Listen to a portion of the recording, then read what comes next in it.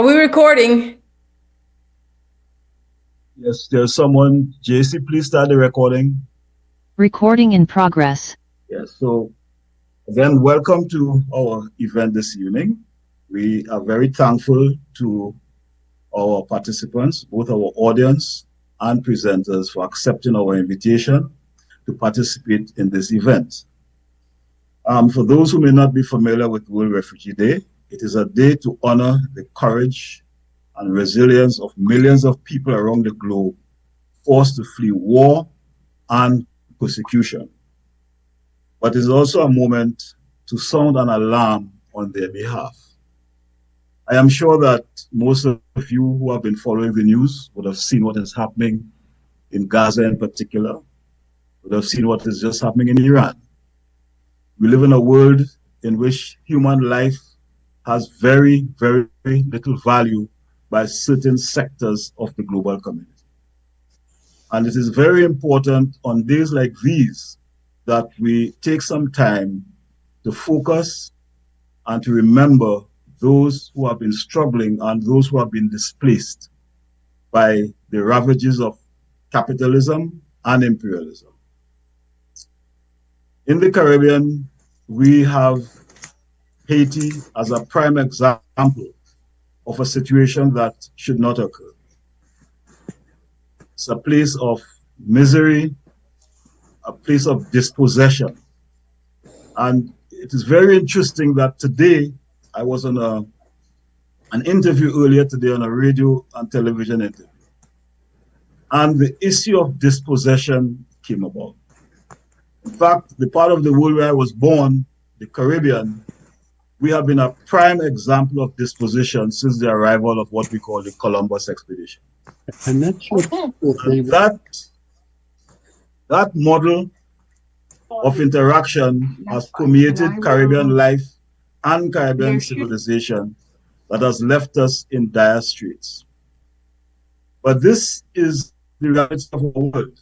And today, as we observe this most important day, I would like people to look at what has happened to some of the people who are here with us in the person of Brother Pierre, Labossiere, and also Dr. Ramzy, Baroud, who has been a refugee in the land of his birth.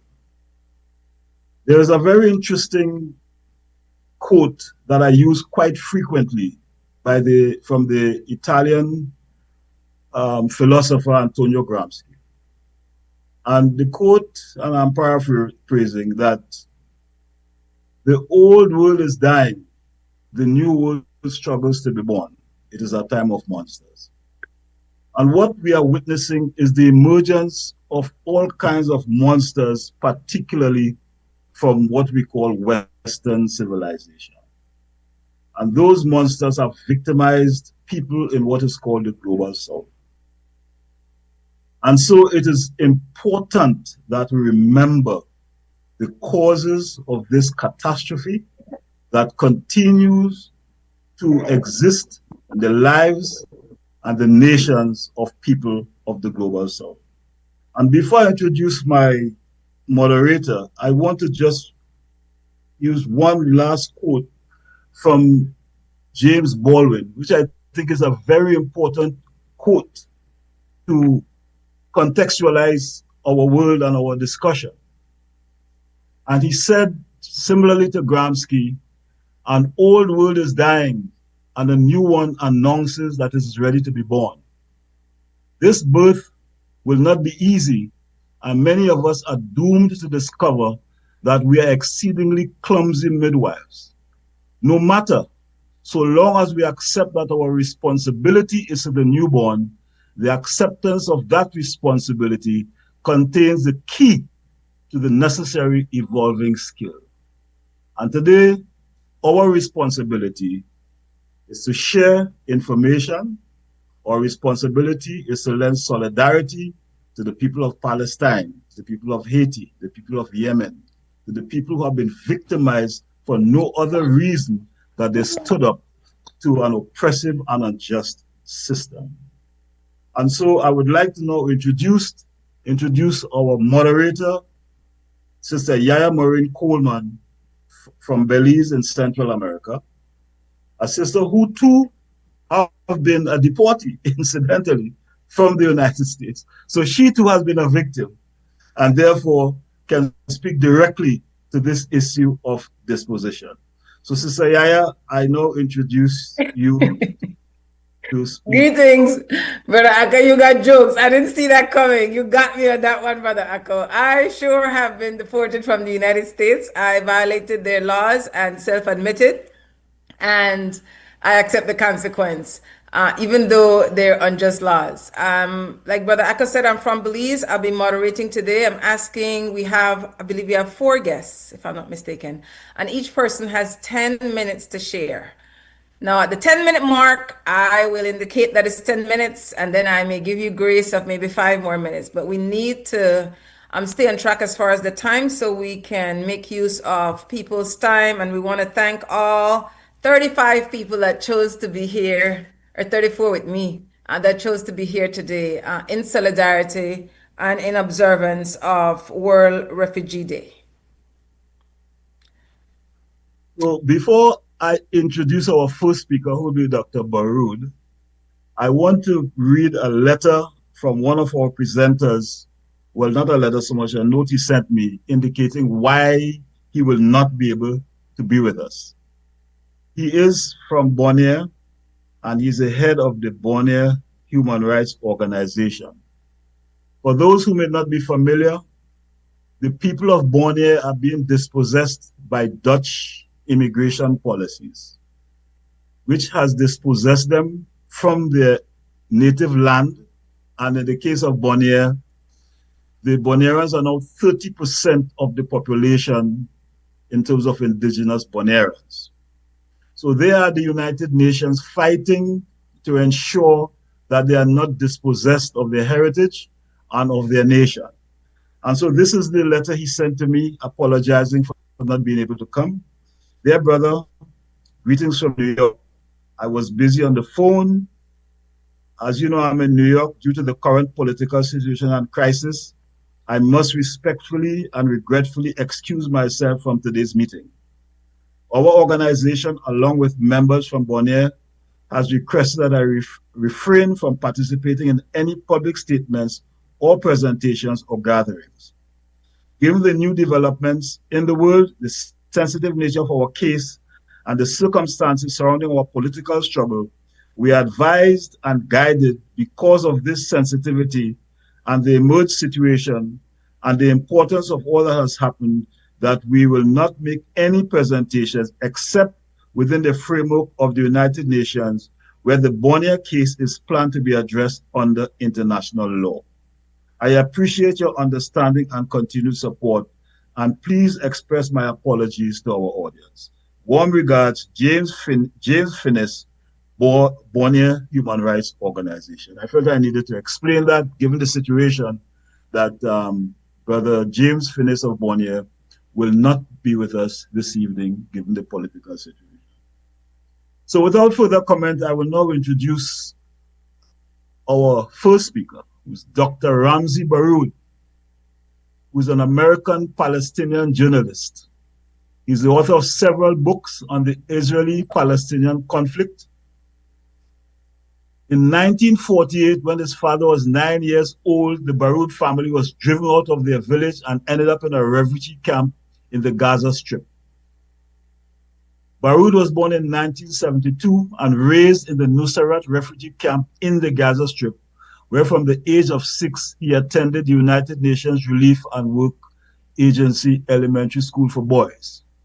The school was separated from a refugee camp by an Israeli military encampment whose soldiers frequently handcuffed and detained students for displaying pictures of the Palestinian flag. One of his schoolmates, Raed Mouanis, was shot dead by Israeli soldiers when they sighted him running with one such small flag.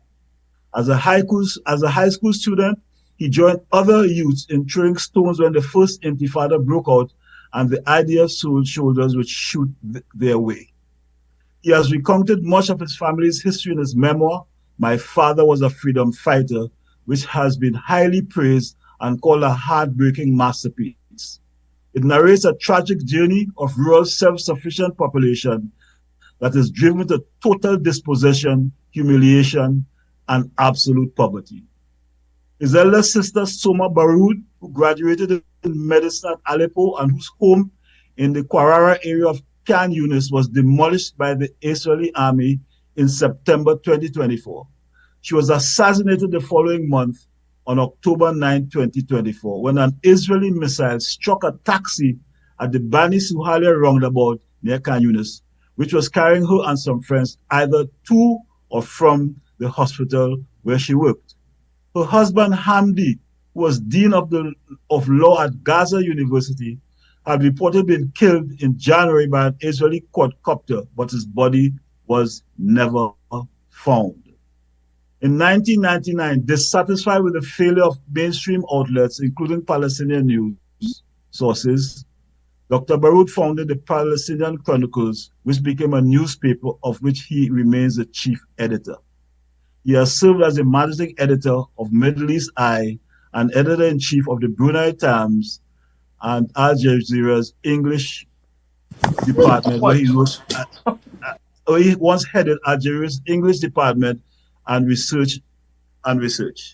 So without comment, I would like to introduce further comment Dr. Baroud, but I want to ask us to observe 1 minute of silence for those who have perished in this Holocaust that have been inflicted on the people of Palestine and Palestinians by the Zionist regime. It's 4:12.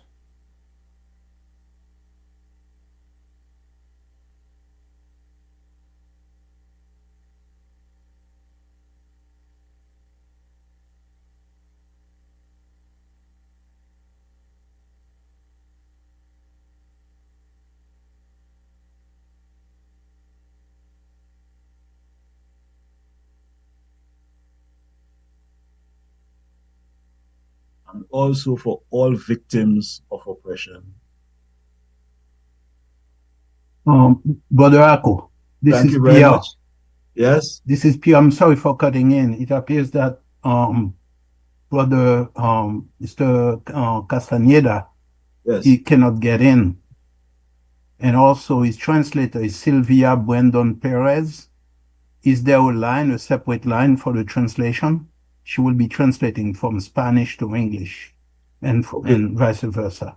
Well, you'll have to call me afterwards so we can work on it. So, okay? Okay, I'll call you.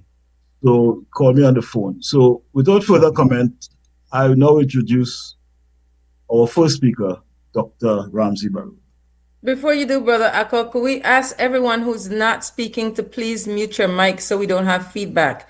If you're not speaking, please mute your mic. Thanks. Thank you very much, Brother Ako. I hope everyone can hear me okay.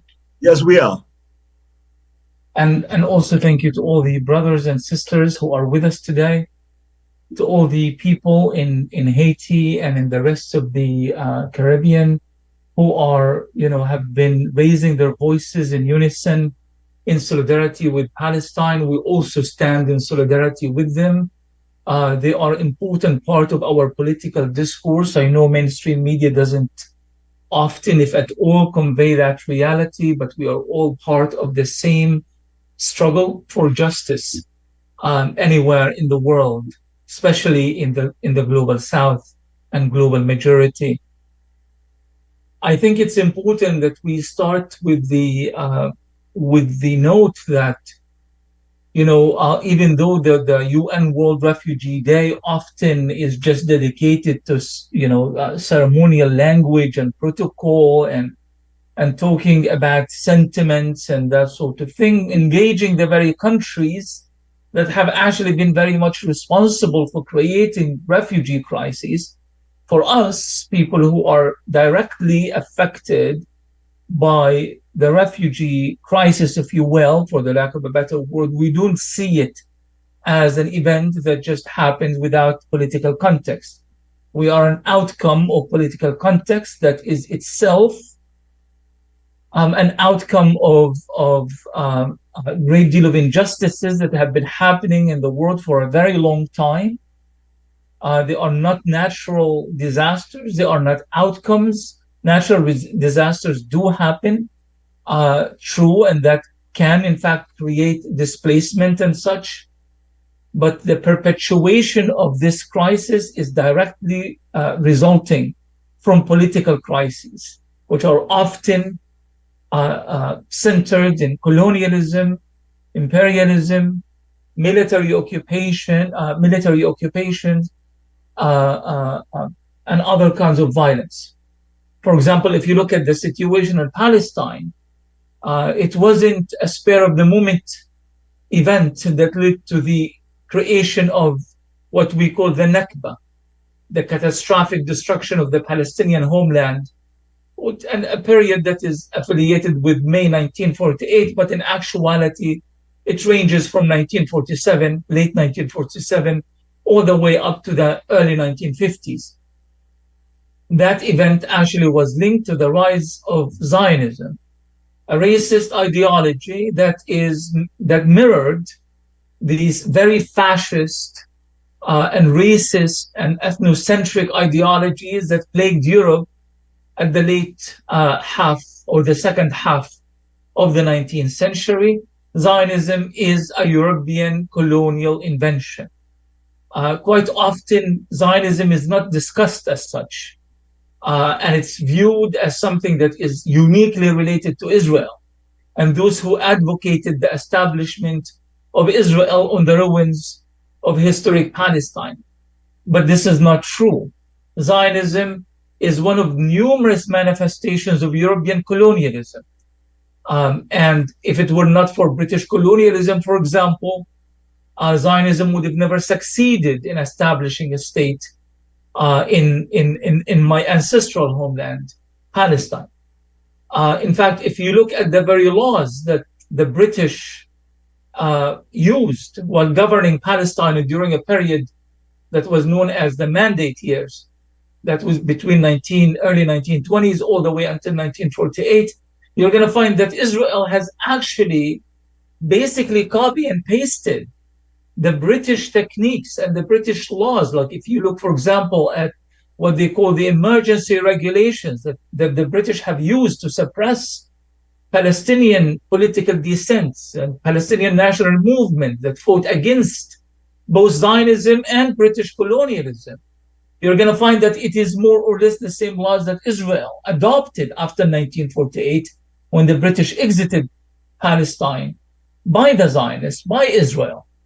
And they are now being called, for example, administrative detention, where Palestinians can be taken to prison, tortured, left there for months, years, decades, without any due process, without any fair trial, without any inkling of democracy whatsoever. So it's important that we make it very clear that Israel and Zionism is not an independent phenomenon, but a continuation of a pre-existing one. And the same thing we are watching in Iran. I mean, everybody is watching what is happening today. This idea that the US is an exterior player in a conflict between Iran and Israel is just completely untrue. I mean, how obvious does it need to be? It is the same war, they are the same party, it's the same political decision, and it is ultimately aimed at the same end, which is Israel's total hegemony over the Middle East in ways that are consistent with American colonialism, Dr. neocolonialism. Baroud, one second, we're not seeing your image. I think your camera is off. Oh. Yeah. Sorry to disrupt, but are you able to see me now? No. Is anybody seeing him? I am not. No, I'm not seeing him. Yeah, we're not seeing you for the last few minutes. But it could maybe be. if I change cameras. Yeah. Somebody was saying that somebody said we don't need. Well, you can go image. ahead. Somebody said we are okay. Go ahead. Go ahead. Sorry for interrupting. Yeah. Go ahead, please. Yeah. No, but I'm trying to fix it. This is not okay.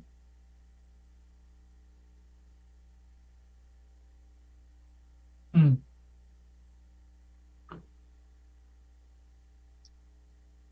Anyway, Yeah, so let's. if you guys are okay with that, I'll try to Yeah, fix we it okay. Go later. ahead. Yes, please go ahead. Yes. Yeah. So it is very important that we contextualize all of this within proper historical context.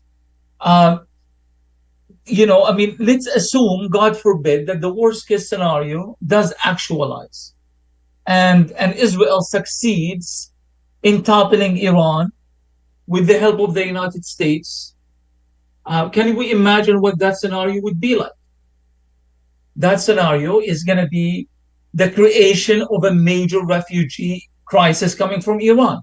Iran is a country of about 92 million people, a country that has vast natural resources, oil, natural gas, incredible geostrategic locations, access to waterways.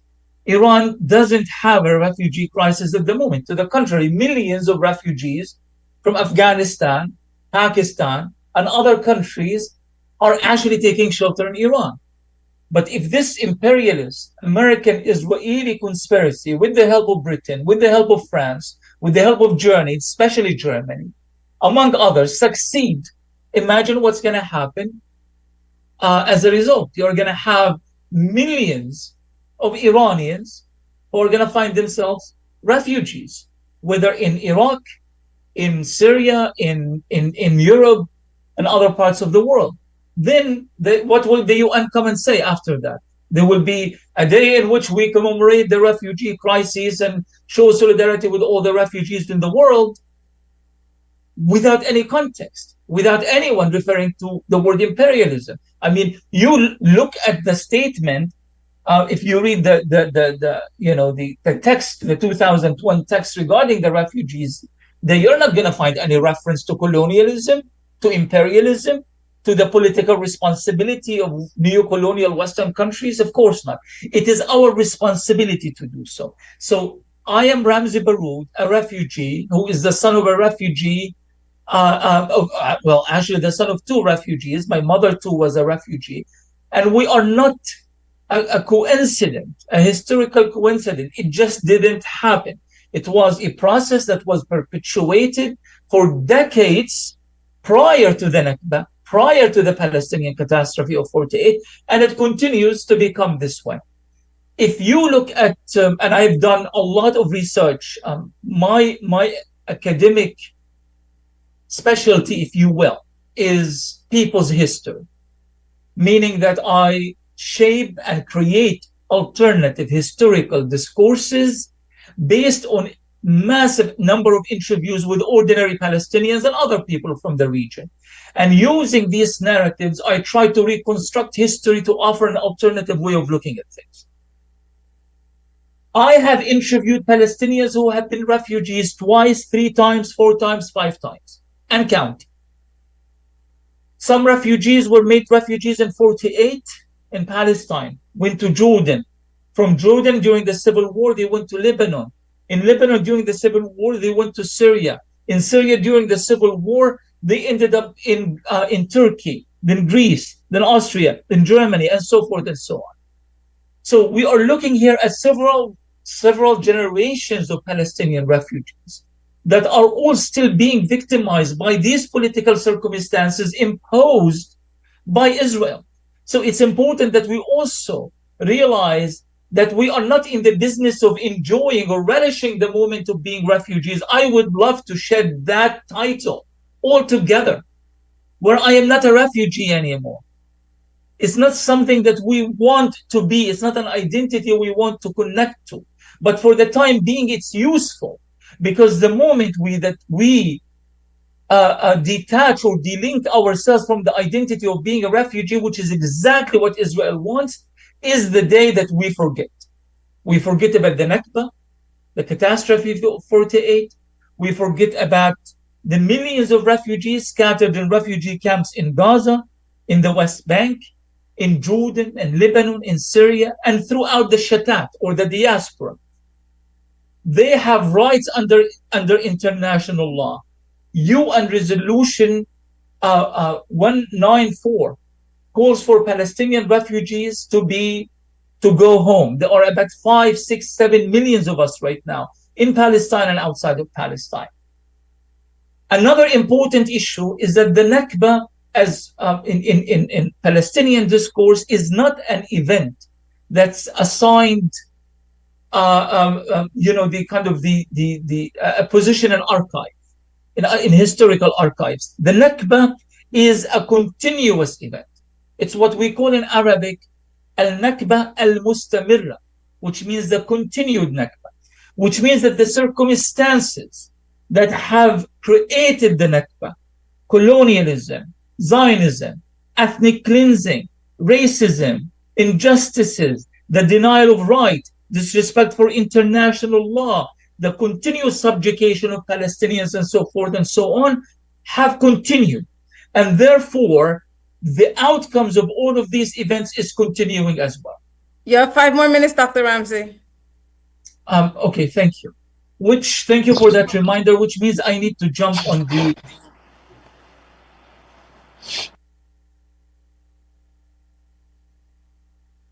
Can you hear me? Yes, we can hear you and see you. Okay. The vast majority of the population of Gaza are refugees. I think this is very, very important to denote, because the struggle and the resistance for Palestinian freedom throughout the years have been shouldered by the Palestinian refugee population. Palestinian refugees who are largely descendants from what we call in Arabic fallahin, which means peasants, the peasants of Palestine. I am the son of a peasant family. Most of those who are struggling and resisting for Palestinian rights and freedom are descendants of peasants.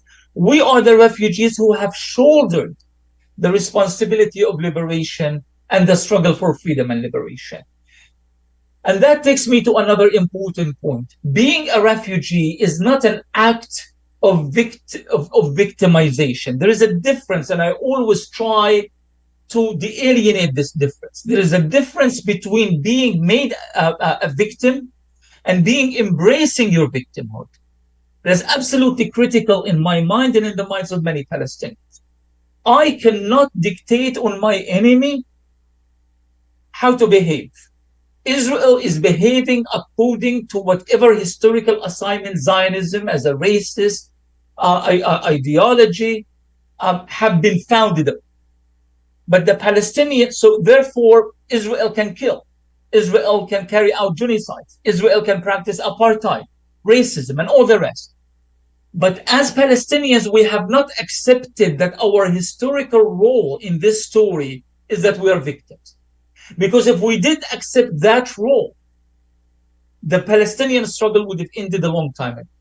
The disproportionality of power between Israel as a nuclear weapon state, with the support of the US and other powerful imperialist Western powers, cannot possibly be compared with those who are molding and manufacturing a few bombs under the canals of Gaza. But the reason we keep fighting is that we have refused, in essence, we have refused that we have accepted this historical role that we are victims. So there is a difference between victimization and victimhood, and we are not assigned into the role of being victims according to that. Therefore, Palestinian refugee has done something that's absolutely incredible. It has decided to move away from the kind of victimization that comes with that status to become a political agent, to become a political actor, to become someone who is able to influence and in fact change the political situation. And that's why Israel is killing this large number of people in Gaza. When the former Israeli Defense Minister Yoav Gallant said no food, no water, no medicine, no electricity for Gaza, therefore declaring absolute collective punishment. When the Israeli President Herzog declared that there are no innocent people in Gaza, there are human animals, and so forth and so on. This was a clear indication that Israel has perceived the ordinary Palestinians of Gaza to be the real enemy. Not the combatants, not Hamas, not the fighters of the tunnels, but the Palestinian people as a whole. because Israel has also tapped into that common understanding. Israel knows that the secret of Palestinian liberation, Palestinian struggle, the continuity of the Palestinian cause are the Palestinian people themselves. Therefore, they are treating the Palestinian people as an enemy. Thus, the genocide, the ethnic cleansing, the desire to push all of Gaza out, and the total and utter destruction of the Gaza Strip. I hope that I tried to push so many points here in my presentation, but I'm happy to of course listen to the other esteemed speakers, and if you have any question, I'm happy to take it as well. Thank you, Dr. Ramzy Baroud, Palestinian representative. You definitely introduced a number of perspectives that we don't hear in mainstream media, and so we value your input. We'll definitely come back and ask you to share some more. Next, we have Brother John Mussington from Barbuda. It's Antigua and Barbuda, but he's from Barbuda, my beloved brother. And Brother John Mussington is an educator, scientist, marine biologist, a naturalist, community advocate, and master beekeeper. He has been involved with increasing public awareness on conservation issues, taking ideas and concerns to the larger media outlets in Antigua and Barbuda and to international organizations and audiences. He advocates to influence public policy in Barbuda.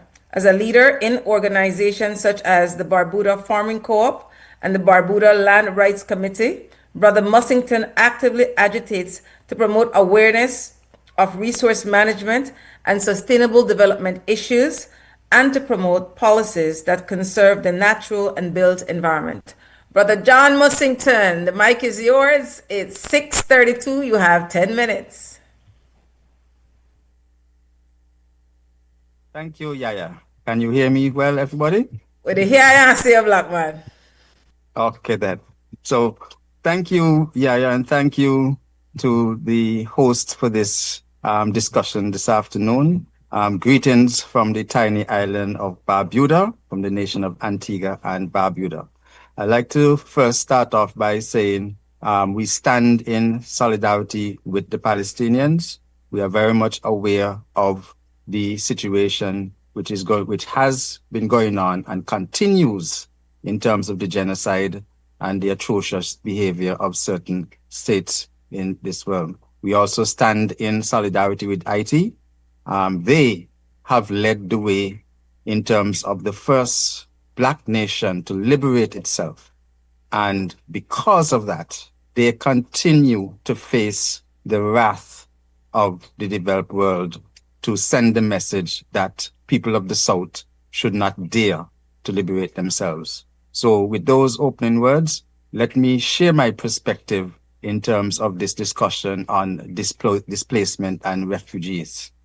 Now, this tiny island of Barbuda, 62 square miles, since 2017, we have learned and come to the realization that displacement and being turned into a refugee is not something that we are safe from.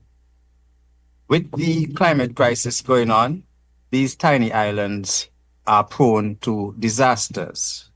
And what we have learned is that these disasters are seen as opportunities by those countries with power to enforce their will and to force extractive industries into our midst.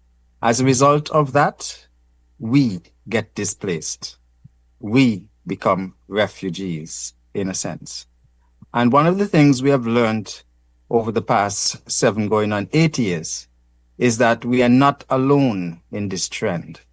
Other nations of the Caribbean and the Pacific, which are subject to these disasters, they too suffer from these threats of disaster capitalism.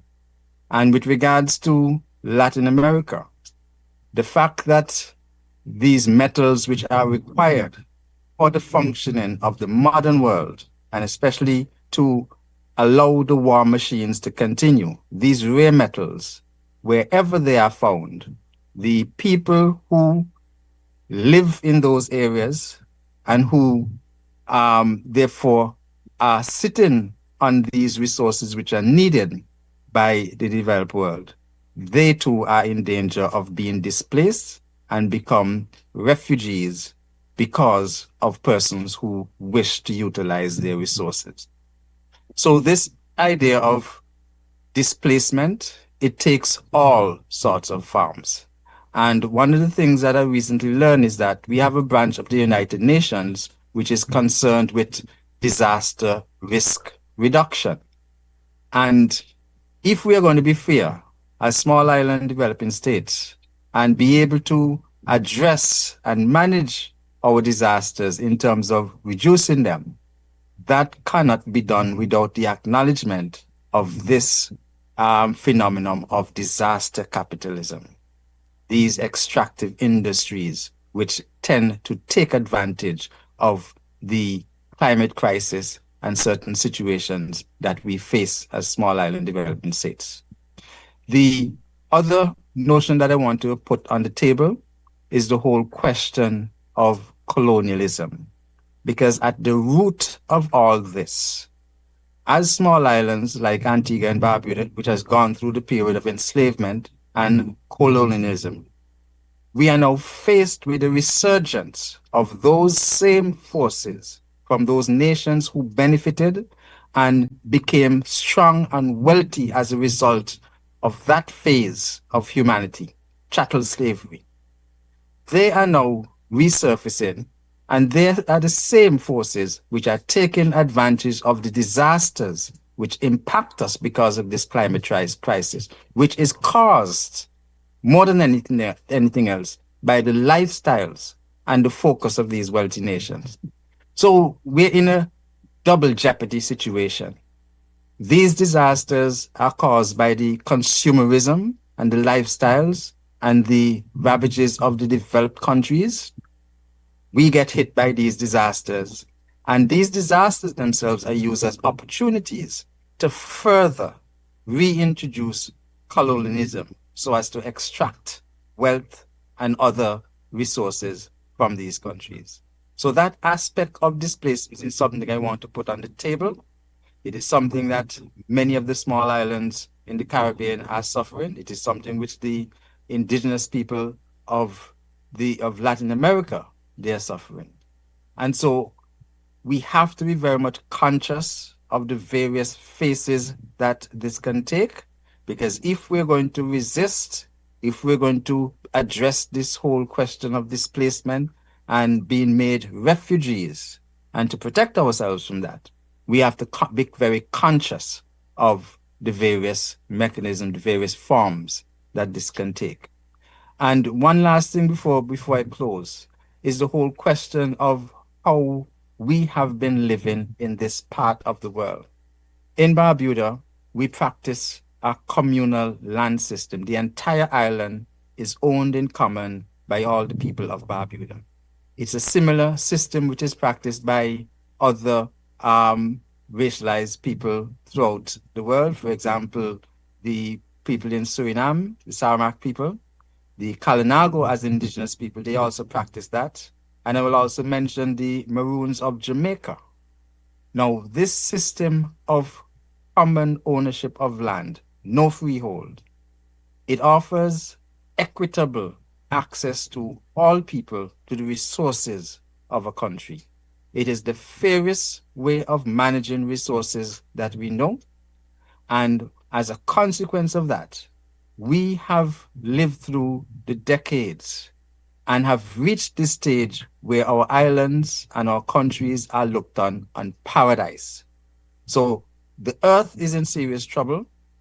And so with the consequences of the climate change impacting many developed countries, those persons who have access to wealth, they are now looking afar at these little bit of paradise which still exist on planet Earth.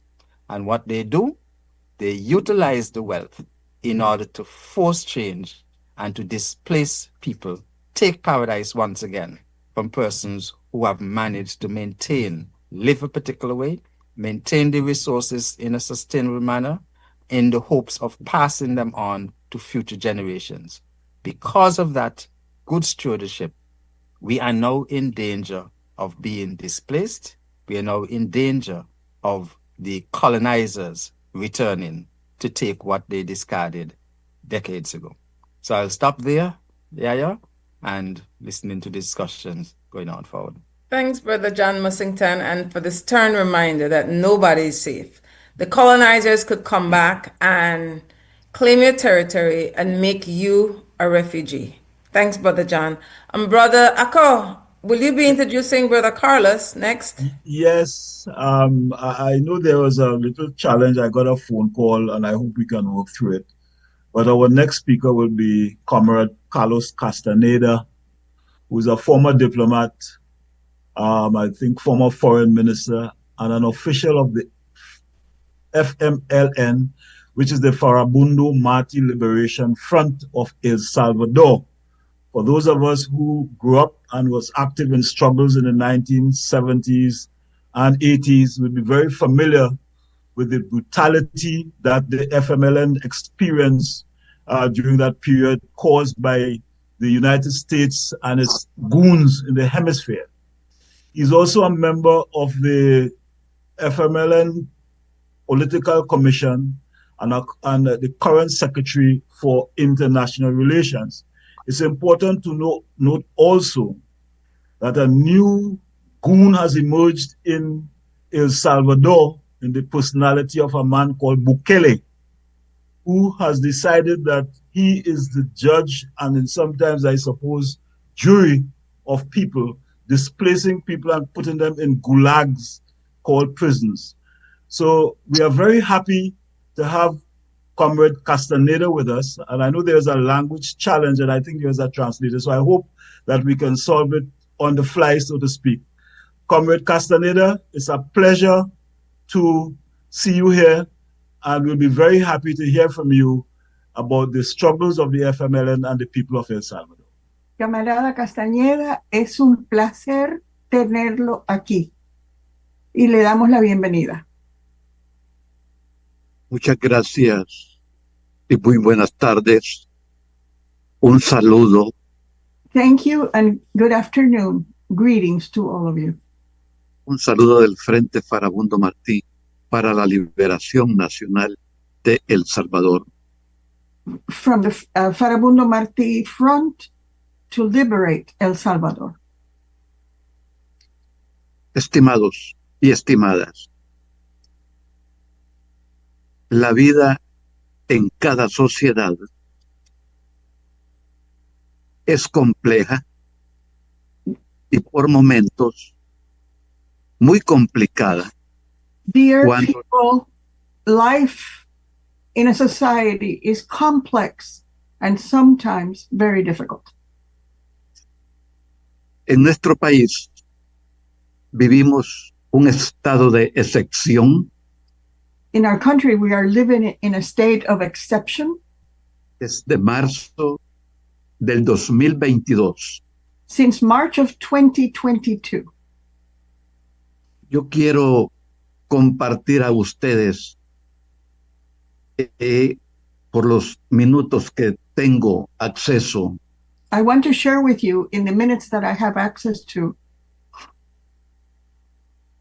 En primer lugar, el régimen de excepción no debe implicar violación a los derechos humanos. So the regime of exception should not imply a violation of human rights. El régimen de excepción no puede indefinidamente tener a miles de personas detenidas sin haberle comprobado ningún delito. The regime of exception should not have thousands of people detained without having proven any crime on their behalf. No significa que una política de seguridad debe violar las libertades fundamentales de la población. It doesn't mean that this policy violates the rights of the entire population. Pero quiero compartir con ustedes una serie de características y de ejemplos. But I want to share with you a series of characteristics and examples. El régimen de excepción se aplica cuando hay guerra, cuando hay rebelión, cuando hay sedición, catástrofes, pandemias. Se aplica el régimen. The regime of exception can be applied when there is sedition, a pandemic, that kind of thing. Pero resulta de que de marzo de 2022 a estos momentos, cifras oficiales del gobierno, se constata que se ha capturado a 85,000 personas. But since 2022, the government itself admits that they have captured 85,000 people. Resulta que el gobierno ha reconocido públicamente de que 8,000 de aquellas personas eran inocentes. They have admitted that 8,000 of those people were innocent. ¿Por qué entonces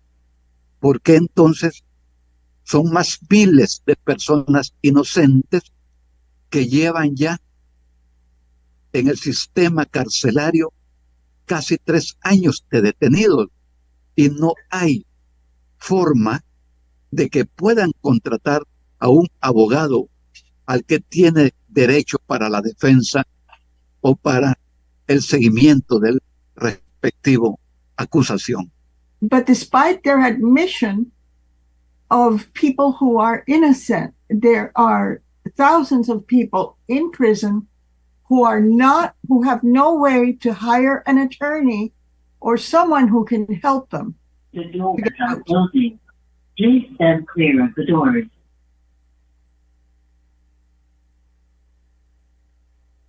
We're having some technical difficulties.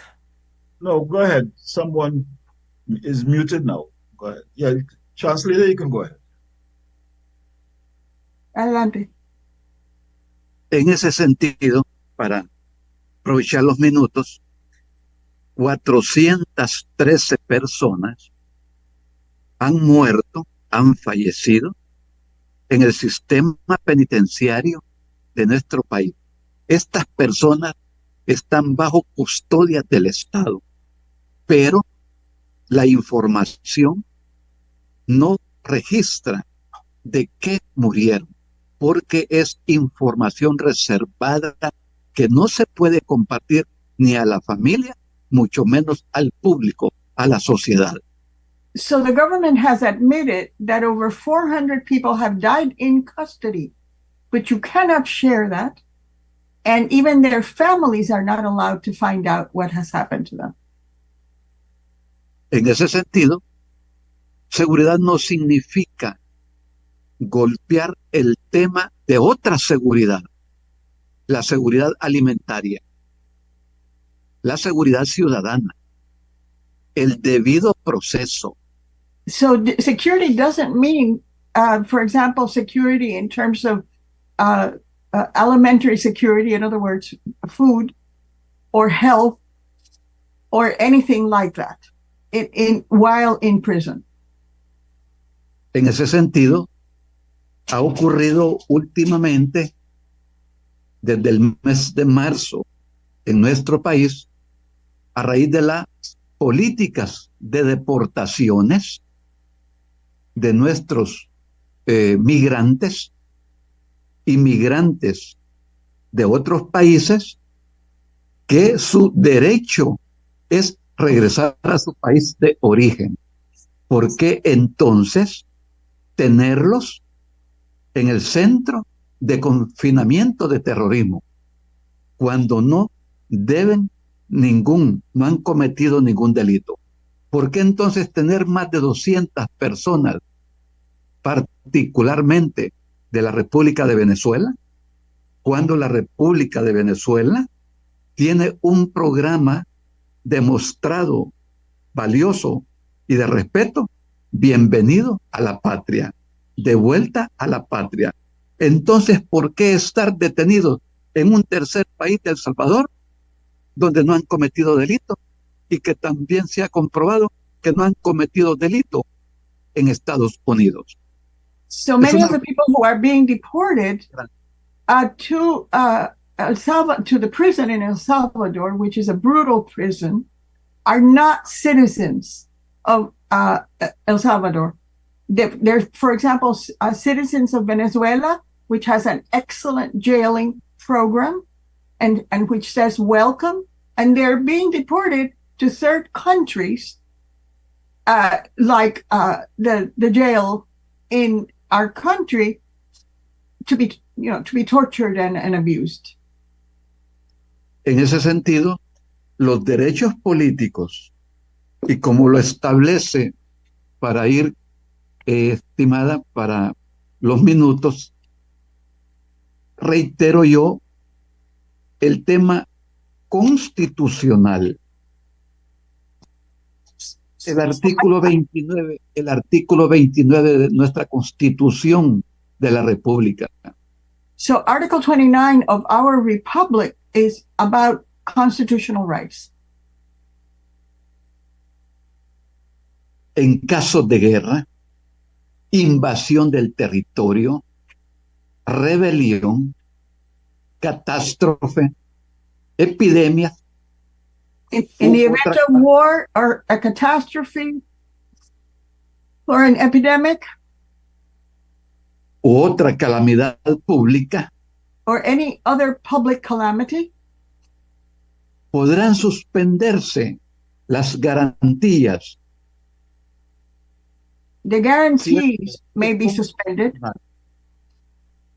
Perdón, repita eso. Podrán suspenderse garantías constitucionales. En caso de guerra, invasión, podrán hacerse, pero no establece restringir la libertad de reunión. So the constitutional guarantees can be stopped in the event of war, or rebellion, but not in normal circumstances. Solo leí una parte de ese artículo que garantiza y establece la diferencia en cuando se ha cometido un delito y cuando no se ha cometido, porque el régimen de excepción. Entonces, 39 prórrogas, 39 veces por cada 30 días va el régimen de excepción en nuestro país.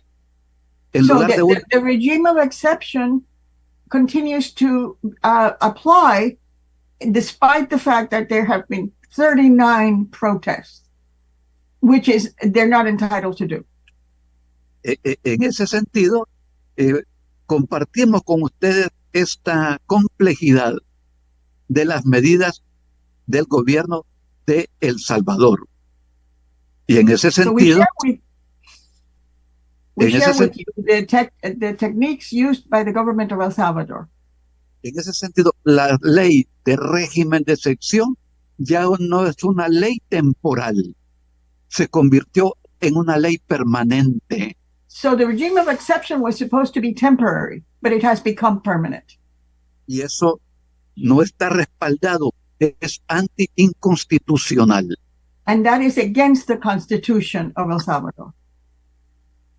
Quiero terminar porque me invitaron para caracterización el régimen de excepción, porque cuando ha habido golpe de Estado en nuestras sociedades, aunque no es natural, pero cuando han habido golpes de Estado, cuando el status quo, el Estado de Derecho, ha sido violentado, puede recurrirse al golpe de Estado y se establecen estados de sitio.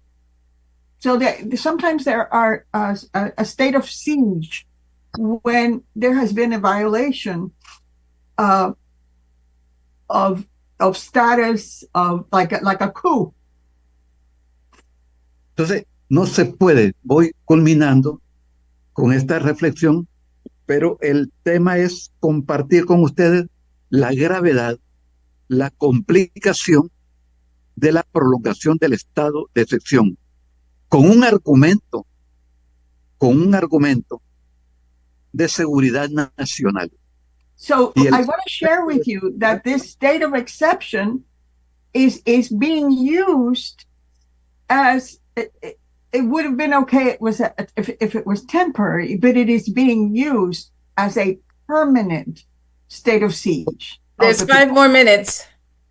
Tienes 5 more Yo quería minutes. compartir, y yo quería compartir esto, porque el régimen de excepción no puede violentar todas las libertades amplias, libertad económica, derecho a la alimentación, derecho a un empleo digno. So Eso the no- state of exception cannot violate all the rights of the people to food, to employment. Quería yo sobre este tema particularmente, sobre el régimen de excepción, y no se puede culpar por voces críticas, no se puede expulsar a periodistas. Esa es otra cosa, esa es violentación de los derechos elementales de las personas. So Muchas gracias. you cannot throw out critics of the system or journalists, which is what is being done. Thank you very much. Muchas gracias.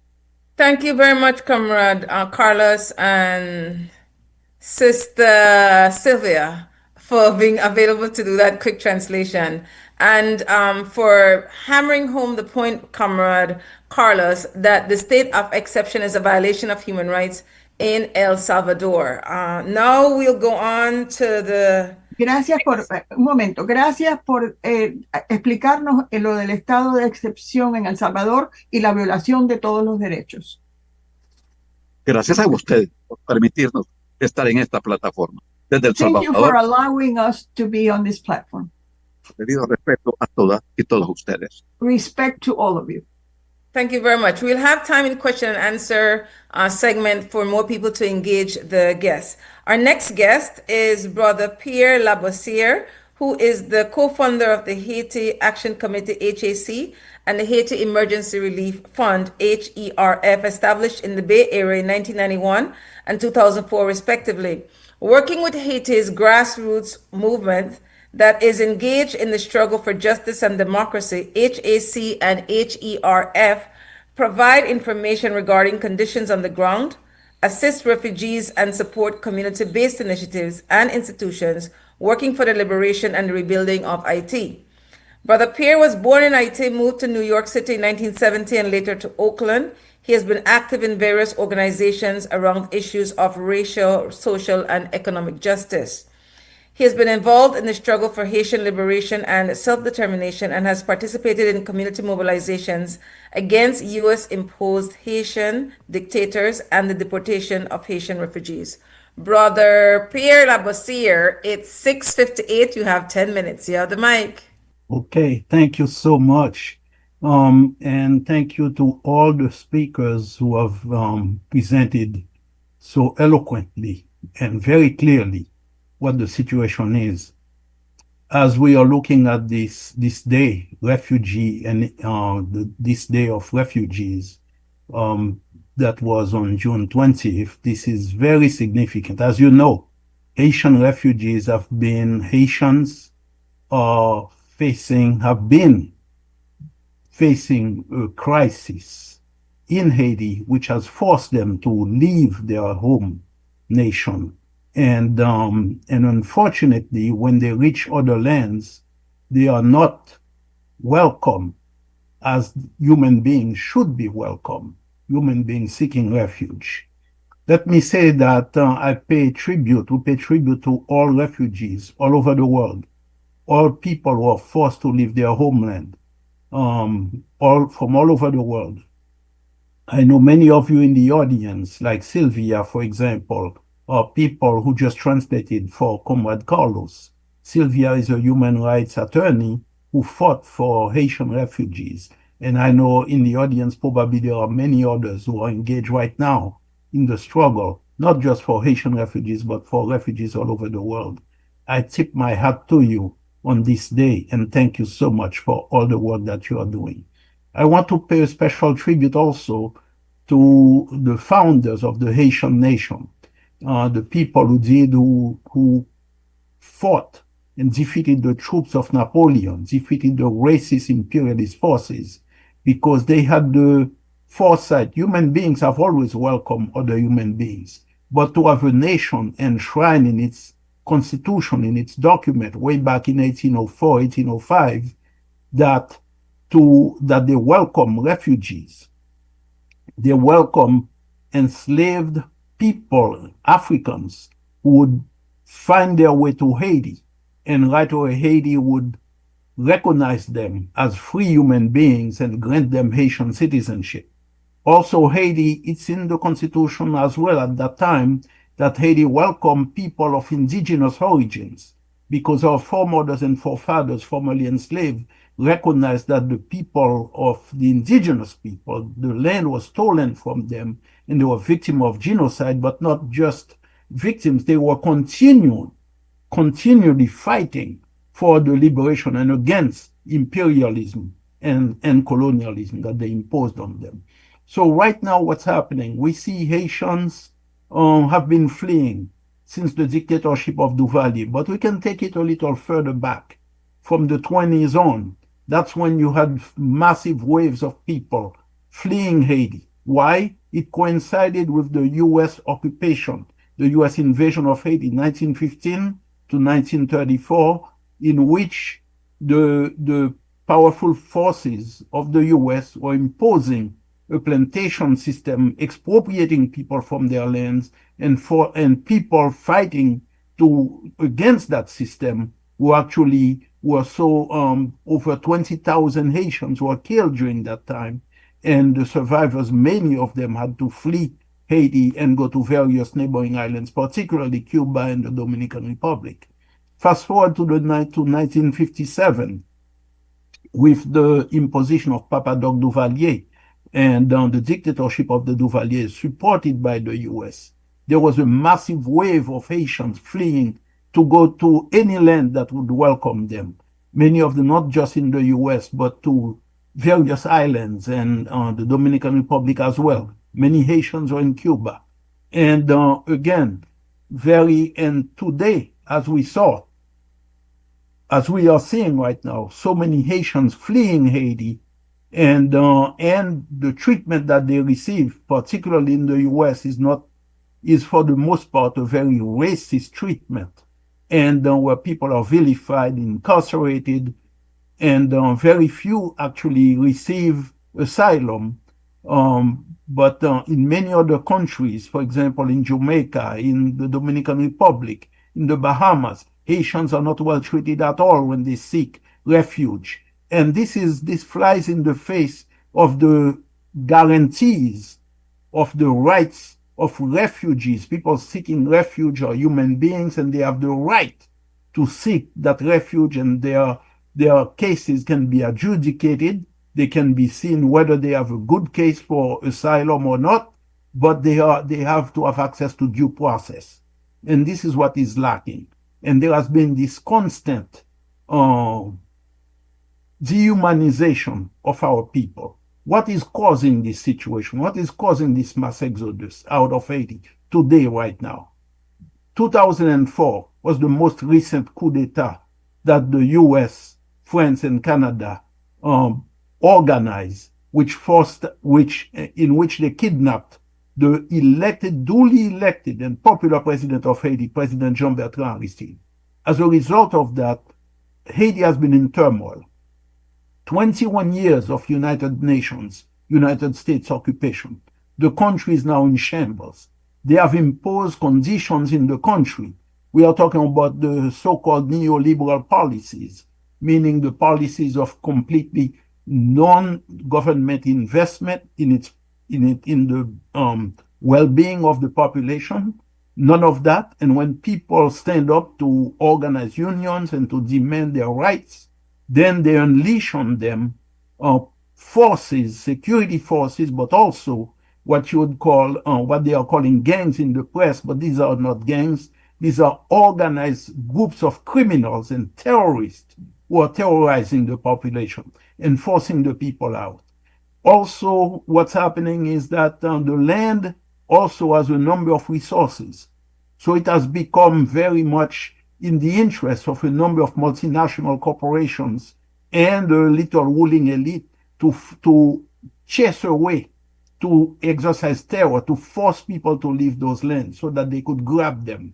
So that's what's happening. And that's where our people are fleeing from. And finally, I know that time is short, but I just want to state to condemn strongly not only the treatment of Haitian refugees, as we have seen the Trump administration demanding that Haitians leave the U.S., being forced to go back to Haiti in the conditions. It's like forcing people back into a burning house when the Trump administration itself has categorized those people who are doing the terror, and they have called them terrorists. Also, the Dominican Republic, the conditions there in which they are systematically treating pregnant women, women who are in the hospitals giving birth, deporting them. One woman just died as she had just given birth, and she was forced out of the DR, and she died en route to Haiti. These are abominable crimes and atrocities being committed. I want to thank people from the various nations. And I know that Attorney Malini Aline has been doing tremendous work in Jamaica in solidarity with the people of Haiti who are in Jamaica seeking refuge. And I thank each and every one all over for welcoming Haitian refugees by combining our efforts, standing up with each other, the people of Mexico, Cuba, every place else where you are seeing refugees, in particular people from Haiti who are fleeing. You bring them support, your solidarity. This is the way things have to be. This is the way that we as human beings have to support each other. We need to put the maximum pressure on the government of the Dominican Republic because of the brutality that they are exercising in rounding up people, human beings, and brutally sending them back to Haiti, to a situation where you have at least 1.5 million people being displaced by those so-called gangs who are nothing but paramilitary death squads and that are supporting a situation that is imposed by little elite that is exploiting the population.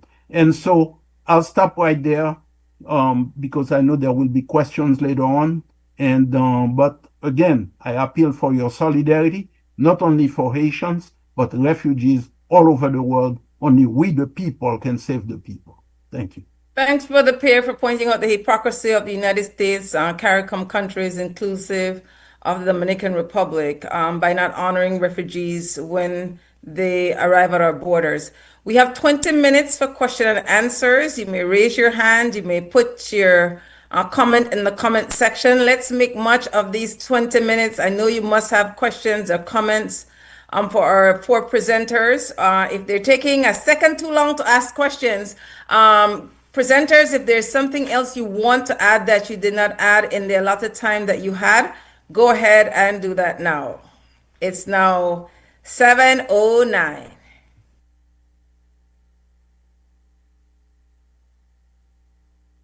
So I don't have a question so much. I want to make a comment based on what Comrade Castaneda said relative to the state of exception. I don't know if you can translate it for him, Sister Perez, Sister Sylvia. So I want to make a comment on the state of exception that exists in El Salvador, and to let him know that this seems to be a pattern of our governments in the region. When their policies fail, in the Caribbean, we call it a state of emergency. And in the last 3 months, we have had one in Guyana, one in Trinidad, and one in Jamaica, supposedly to address the issues of crime. And then this morning, I was reading of a similar situation in Panama, where because of a protest, they suspended constitutional rights. So it seems to me that there is a similarity between the state of exception in El Salvador and these states of emergency and constitutional suspensions as our governments in their inadequacies try to address failure of policies. I don't know if he wants to respond or, but it's just a comment I wanted to make as an observation. Él tiene una pregunta. ¿Usted me escucha, Castañeda? Escucho. Tiene una pregunta sobre el estado de excepción que está ocurriendo, por ejemplo, en Panamá, donde simplemente por protestar o tener una diferencia de opinión, simplemente están, o sea, están haciendo cochinadas y cometiendo crímenes, por ejemplo, en Panamá. Y él quiere saber si usted quiere comentar sobre eso. Solo quiero comentar lo siguiente. No se puede criminalizar protestas sociales por determinado violaciones ambientales. La antiminería en Panamá, por ejemplo, la antiminería en El Salvador. So you can't criminalize protests. For example, the environmental protest in Panama for environmental, activities that are happening. In Panama and in El Salvador, you cannot criminalize the right to protest. Porque se está apelando a una ley de seguridad nacional. Todo mundo que protesta legítimamente es acusado de cometer delito. Eso no puede ser. Because anybody who is protesting, legitimately protesting, which is a right of man, is being criminalized. Medios alternativos de comunicación, voces críticas que tienen el derecho de expresar la libertad de prensa, libertad de expresión, son perseguidos. So all media who are expressing a different opinion or disagreement are being criminalized. Y esto está ocurriendo en muchas sociedades. Panamá, Guatemala, El Salvador, por It's ejemplo. happening in many places, such as Guatemala, Panama, El Salvador. Ese comentario quería hacer. That's the comment I wanted to make. Thank you very much. We have another person who has a question or comment, Satish Sakar. And then we have two people with their hands raised. So we'll go ahead with Satish, and then Danuta, and then Joseph.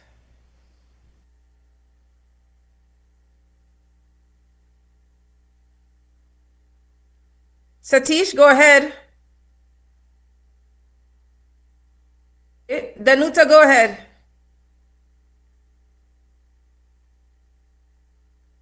Hello. Hello. Yeah. Greetings. Okay. Right. So my question has to do with this, is that what we are seeing in the press, I live in Guyana, but I'm seeing it also in other CARICOM territories, is that the Dominican Republic, who is arresting, detaining, and expelling people of Haitian descent almost every day in the DR into a worsening situation in Haiti, which we're reading about in the press. While that is going on, the Dominican Republic is trying to expand its ties, economic ties, with CARICOM countries. And for example, Guyana, more and more is, having partnerships with the Dominican Republic, economic partnerships for power and things like that, but other things also. While this terrible situation is going on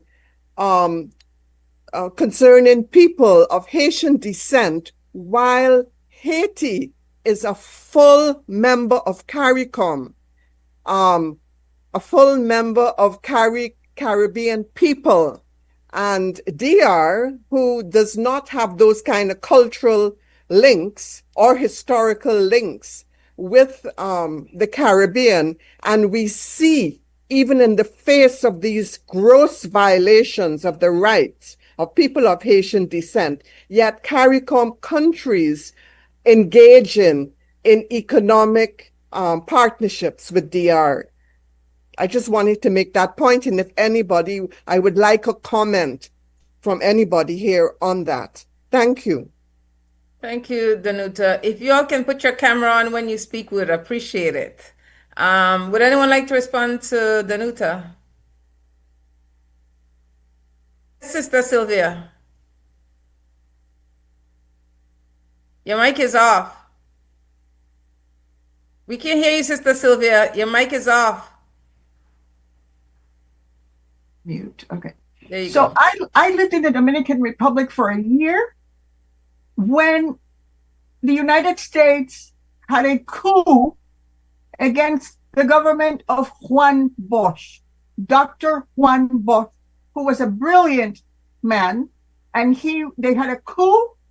They got rid of him, and then they sent, I don't remember how many, but Marines, United States Marines, 60,000 or something like that, who were there to torture the golpista, the people, just torture anybody. I have been an interpreter of torture survivors for decades. And so that was such a horrible, horrible thing. And you know what the excuse was? We don't want another Cuba, which of course is my homeland, Cuba. And so I don't know what's going on, but the Dominican Republic really went through some really bad crap in that year. I protested against somebody who was being tortured in front of his pregnant wife. And the Marine said to me in Spanish, "Would you like to be next?" So I don't know what's going on, but the Dominican Republic should not be doing what they're doing, but they do have a history of severe abuse by what I call the United States of atrocities. Thank you. Thank you, Sister Sylvia. If I may jump in on that question real quick. What's going on is what has happened to people everywhere. Basically, it's using situations to exploit people when they are the most vulnerable.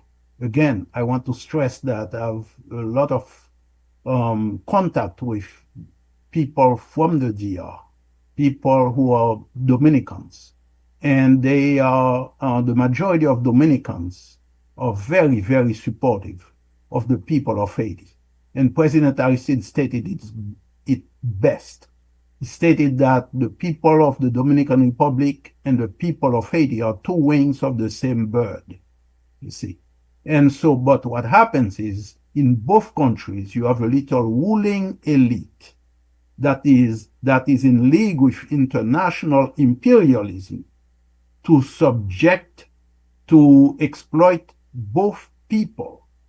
And they use various types they use racist language or whatever they can use. For example, in Black countries of the Caribbean, they use other methods to make people, to dehumanize Haitians and try to make the population as a whole turn against the Haitian people. But actually, what you are seeing, most people do not go along with it. But it's the governments of those countries that represent the tiny ruling elite that benefits from the exploitation of people, that's using racism and other forms of dehumanization of a sector of the population for their own benefit, that is really trying to exacerbate those problems. And I've seen several instances of Dominican people confronting and fighting against their immigration agents against the police and cussing them out and actually snatching people from their hands who they were going to incarcerate and deport. So again, I say hats off to our brothers and sisters in the DR. We are two wings of the same bird. Thanks, Brother Pierre. Right before you, Brother Joseph, we have Satish. She had a bad connection, so she couldn't respond when I was calling for her. Satish, go ahead. Sorry, I'm not a she, I'm a he. He's a he. Sorry. Satish, yes. Yeah. Basically, what I wanted to ask the panelists is a little bit of a contribution as well, in that on July 11th, it will be the 200th anniversary of the Great Extortion, the signing of the indemnity by Jean-Pierre Boyer after the extortion by France of sending gunboats. This has essentially been used as their blueprint for how to, in inverted commas, decolonize while actually recolonizing through neocolonialism. So I would like to know how the panelists feel this should be commemorated and what role this has played in the refugee crisis all over the world as a result of these policies.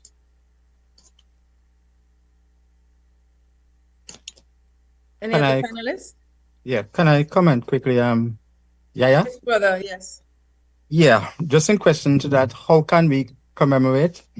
I think it has to first start with building an awareness. So the commemoration, I think, should be used as an advantage, as an opportunity to build awareness of the reality of the situation in Haiti. Now, Danuta asked a question in terms of CARICOM and what they're doing.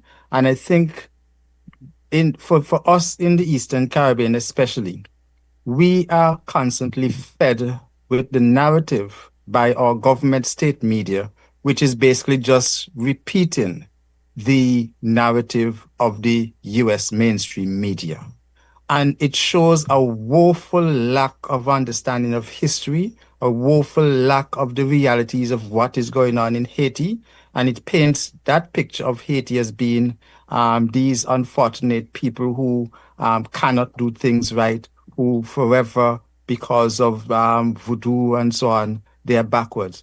And to commemorate that 200-year history, we definitely have to break that silence and build the awareness of what Haiti represents and the fact that what is going on in Haiti is symptomatic of what affects us all in terms of the neocolonialism, the racism, and the exploitation that we still continue to face throughout Latin America and the Caribbean. Thank you. Thanks, Brother John. Did anyone else wanted to respond? Joseph, Antoine has a question, I think. Yes, I was going to him next. I was just asking if anybody else wanted to respond to what Satish had put forward as far as the commemoration. Yes, I wanted to say something, and I'll be quick. My apologies, but this touches the core of the work of the Haiti Action Committee. This year, 1825, marks the 200th anniversary of when the French imposed that odious ransom on the Haitian people. As you know, Haiti was the only independent nation right after the US. Let me rephrase that. There were other nations that had just been liberated, but Haiti was surrounded with powers like Spain. The US was emerging as a power, but not quite. Britain, where slavery was widely practiced, France in all its colonies and what have you. So the Haitians were forced to pay a ransom so that the former plantation owners who had enslaved them could be compensated. And so that was done at the point of gunships. That was done also under threat of re-enslavement. President Aristide in 2003 demanded that France return this money. The total amount that he calculated at the time was to the tune of $21.7 billion at the time. Now it's been estimated to be much more than that. given inflation and other things, other studies, more likely $115 billion. So we started a campaign last month. We were out in protesting in San Francisco in front of Citibank and also in front of the French embassy, demanding that the money be returned to Haiti. In Haiti, people in Haiti have been since 2003 demanding, along with President Aristide, that this money be returned. And the connection with this money, the grabbing of this ransom, the extortion, is that that money actually was extracted from our peasants. It was extracted in the form of unjust taxation against our people. Monies that should have been building schools and hospitals and clean sources of drinking water, investment in agriculture, actually were going to build France as a nation. And so people resented that and they demanded a stop to it. But the government, receiving support from all those from France and what have you, mercilessly crushed any attempt at people, any movement of people to demand a stop to this. So the US invasion of 1915 was tied to this, because at the time the people had rebelled and were on the verge of taking power to change this once and for all. And so that's when the US invaded in order to get this regime back on track. So that's how this coincided with the whole refugee system that we are seeing. And it wasn't until 1948, some people put it at 1952, that Haiti was finally able to finish payment on this odious ransom that now the people of Haiti are demanding that it be restored to Haiti. And we are seeing a lot of political support by people from throughout the world. And the more we can get that out there, the more this is going to help us regain that money, and that money will be invested for the benefit of Haiti. We don't need them to give us those so-called loans from IMF and World Bank. With that money, we can rebuild our nation. Big thanks, Brother Pierre. Brother Joseph, thanks for being patient. You're next. Yeah, you heard me? Yes, we are. You still hearing me? Yes, we're hearing you, Brother Joseph. Go ahead. Go ahead. He muted his mic. Okay, you just muted your mic. Oh, you muted it again. Okay, all right. So I'm muted still? No, go ahead and speak. Yeah. Okay. Thank you very much for a well put together webinar. I normally say that Haiti for me represents what Gaza represents for me in the Caribbean. What Gaza is to the Western Asia. I don't like to say Middle East because that was an invented thing. And although the brother from Pierre said that the people of Dominican Republic don't normally, in large measure, is not really hostile to the Haitian people. But there is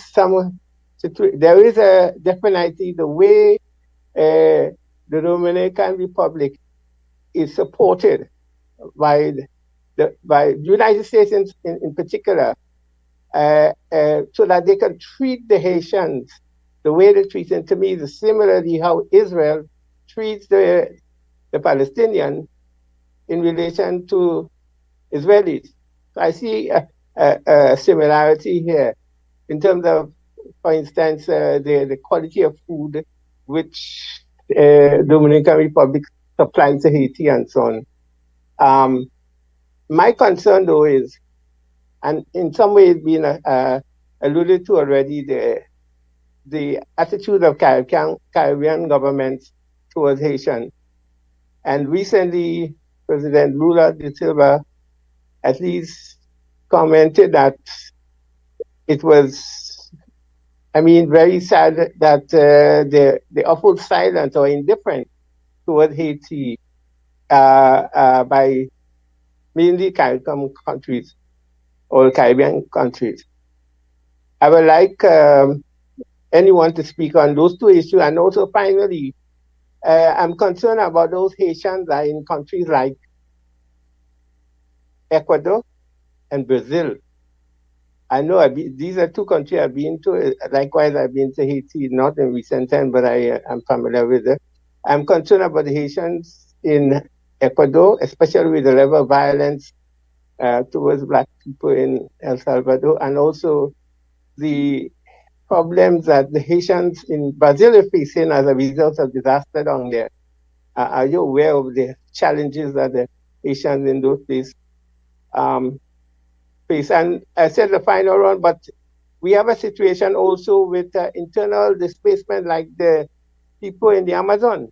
I was in the Amazon last year, and it's like people can't farm their land. They can't because of the activities of Chevron and Shell, or Chevron or Texaco, formerly Texaco, where the land has been poisoned and so on, and the high degrees of cancer. People can cultivate their land. I would like to, if there's any comment on that in terms of the making of refugees. Thank you. Would anyone like to respond to Brother Joseph's concern? If I could say something quick about that. Yes. So I wouldn't be able to go into the details of the specific situation because it's out of my area of specialty. But of course, we are very much aware of the injustices that are happening in that part of the world, and particularly in Haiti. It's quite a common issue here among progressive and anti-war and anti-imperialist groups in the U.S. So we became familiar through intersectionality and the various mechanisms that we use to interact and to build on each other's solidarity. But I want to say something interesting to me as a Palestinian about what Brother Joseph has said. Ghassan Kanafani, I'm sending you the spelling here of his name, is a Palestinian scholar and a militant. He was assassinated by the Israeli Mossad in 1972, about 2 days before I was born. In fact, my father and my mother kind of associated my birth with his martyrdom in the sense that they were hoping that I would become the new Ghassan Kanafani. Ghassan Kanafani was a socialist Palestinian leader, and he used to say that the Palestinian people have three common enemies, or three main enemies. Imperialism and Zionism as one unit, and that's obvious. But also, number two, the feudalist, or rather the corrupt Arab regimes in the area around Palestine who have benefited from imperialism and have been used by imperialism as a way of ensuring the dominance of Israel and the US in that region. And number three are the feudalist Palestinians, the feudalist wealthy Palestinians within Palestine itself, who have also been used to kind of to dominate and oppress the masses. He wrote this over 50 years ago, and it remains, it was true 100 years ago, it was true 50 years ago, and it's true today. And I think that every situation seems to be similar. If you look at Haiti, for example, you are going to find these three components all at work, all at play. But the second and final thing I'm going to say, so I don't take more than my fair share of time, is what you could take your time, Dr. Ramzy. You could take your time. I appreciate that, Sister Yaya. What Brother Akko has said earlier about my favorite intellectual of all time, Antonio Gramsci. I consider myself a Gramscian for many years, and I had the pleasure of just visiting his house and museum just a month ago in Italy. That comment about the old world is dying and the new world struggles to be born, and it is now the time of monsters. But I think there is a way to kind of spin that in a different way, because when the old world is dying, and it's not dying for us only in the Middle East, it's dying for you, it's dying for everybody. Because the old world is a hegemonic, dominant, imperialist world, and you see their tentacles everywhere. From East Africa to South America, to the Middle East, to Southeast Asia, and so forth. It is always there, but when it's dying collectively. It's losing. There is a crisis of authority. There is a crisis of hegemony. There is a crisis of morality. There is a complete betrayal of the very international law they have created and imposed on the rest of us, and punished us according to the very laws that they have created for themselves. And now they are betraying these very laws. There's a massive apparatus of failure and crises that's happening within this dying old world. But the spin here is that there's an opportunity.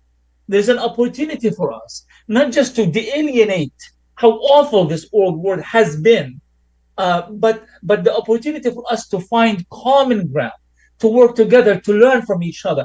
I feel that I've learned a great deal today. I really was mesmerized and very happy with what I've heard today. And I thought, as a Palestinian, I was taking mental notes of how can some of that information could be in use for us, or in our own struggle. If you look at the protests in California, you're going to find that many of them, they were holding Mexican flags, they were holding flags from other countries in South America, but they were also holding Palestinian flags. Many of them were wearing the traditional Palestinian kufiya. This is not academic theory. This is not intersectionality as a lecture delivered at some conference. These are ordinary people. These are activists and ordinary people who are fighting for their basic rights and the rights of their communities.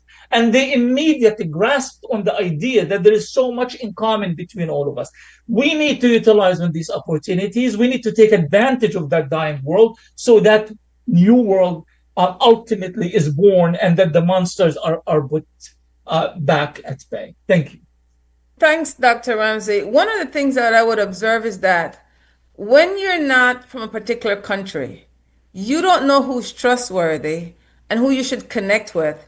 And then you don't know the source to get your knowledge from. So I'm asking you, and I'm thankful for this space and the people we have here, because you may be one of the first person that I know as a Palestinian that I could contact and say, can you be on one of our shows at XTV here in Belize or Creme Radio?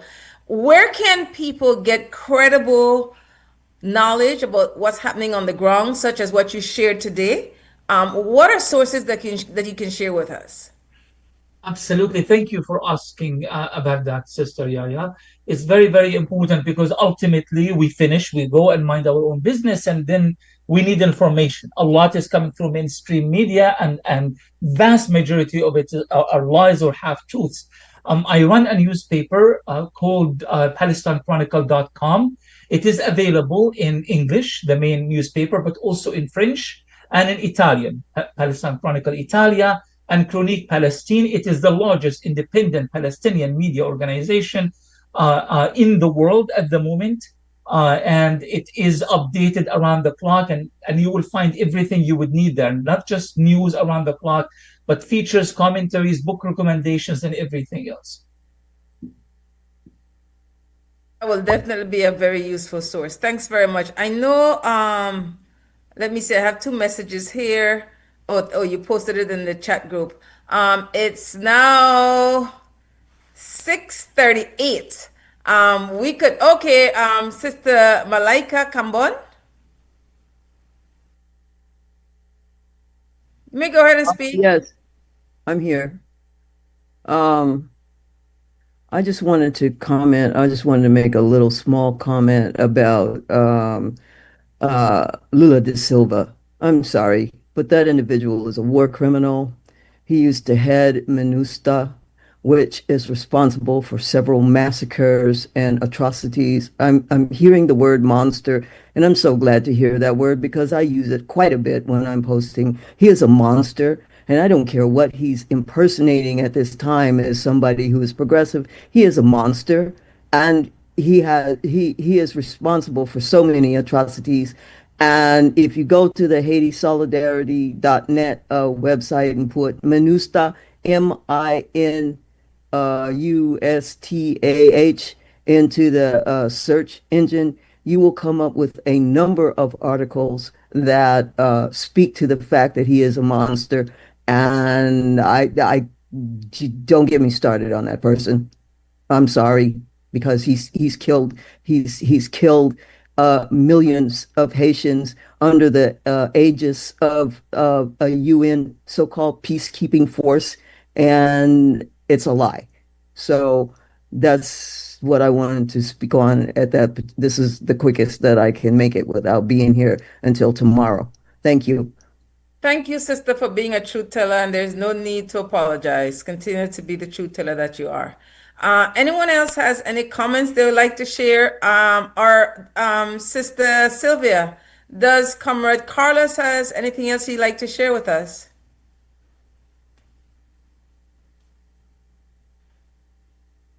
Okay. Brother Akko? Carlos, Sylvia. ¿usted quiere compartir algo más? Carlos? Okay, but ¿usted quiere compartir algo más? Compartí estrictamente, ¿verdad? La complejidad del régimen de sección. Sí, yo me quedaría con esos elementos que compartí con usted, estimada Silvia. So I would be okay with what I shared about the elements of the regime of exception. But I have something else to say. May I do so? May, and then after you it'll be Heidi Martinez. Heidi Martinez, sorry. Comrade Carlos wants to say something. Gracias. Mi nombre es Aide Martínez. Y soy salvadoreña también. Espero que Silvia me pueda ayudar, ¿verdad? A que nuestros compañeros comprendan lo que voy a decir en este momento. I'm also Salvadorian, and I hope Sylvia can help me to share what I want to share. Estoy viviendo en los Estados Unidos, en el norte de California. I'm living in Northern California in the United States. Pero soy salvadoreña. But I am from El Salvador. Solamente quiero decir que toda la similitud de nuestras luchas y concernientes preocupaciones de violaciones de derechos humanos, derechos civiles. I just want to say that all the things that we share about the violations of our civil rights and human rights, y el robo de nuestros recursos naturales a nuestras naciones, and the theft of our natural resources from our nations, por la avaricia de gobiernos extranjeros y corporaciones, because of the avarice, the greed of foreign governments and their corporations, el alzamiento del fascismo a nivel internacional, the launching of fascism at an international level, provocan también migraciones masivas, also cause massive migrations. Estos foros son importantes. These things are important. Para encontrar puntos de encuentro. To find places where we can meet. Para un trabajo organizado. For an organized work. Gracias por el momento y agradecida de haber escuchado a nuestros compañeros de Palestina, de las Islas del Caribe, por toda la información que hemos recibido esta tarde. Muy agradecida. I'm very grateful for all the information we have received from our companions from Palestine and the Caribbean. Thank you. Again, thank you. You may share, yes, Sister Sylvia, as well as Comrade Carlos. Go ahead. I wanted to say that I want no one to forget about Cuba, my homeland. Cuba has been abused and is still occupied by the United States of America with the jail in Guantanamo, okay, where the CIA tortures people until they have no brain. Enough, okay? We were in Haiti. We have been in many different countries. We accepted refugees during World War II, and still, you know, and we survived. I don't know how we survived, but we survived. And so my late husband used to say, solidarity is a longer word for love. And so let us not forget our solidarity to all the, you know, there's a song that I used to sing called El Sur también existe. The South also exists. And I want to remind you that when I lived in the Dominican Republic, which I mentioned before, there were 5 companies that owned all the land. It's called latifundio. 5 companies owned all the land. They were the ones that did the coup because, I could not believe women would die because they had nothing to eat. Because, they couldn't feed their children because they didn't have enough food to produce milk. It's enough. So I agree. Solidarity. We need to have solidarity. La solidaridad. El pueblo unido jamás será vencido. And I want to say coño because I was raised by a great-grandmother from whom I learned how to curse and how to cook. Gracias. Venceremos. Venceremos. Just before, I wanted to, today I thought about Jose Marti and a statement Jose Marti made. That the United States of America, it seems, is destined to plague us with misery, to plague our America with misery in the name of democracy. Exactamente. Guantanamera. Comrade Carlos, we have another 14 minutes. Comrade Carlos had something he wanted to say, Sister Sylvia. Carlos, ¿tienes otra cosa que quieres decir? Carlos. Le dan 5 minutos más, camarada. Can I have 5 more minutes? Dígame, por favor. Que si tienes algo más que decir. Yo quisiera expresar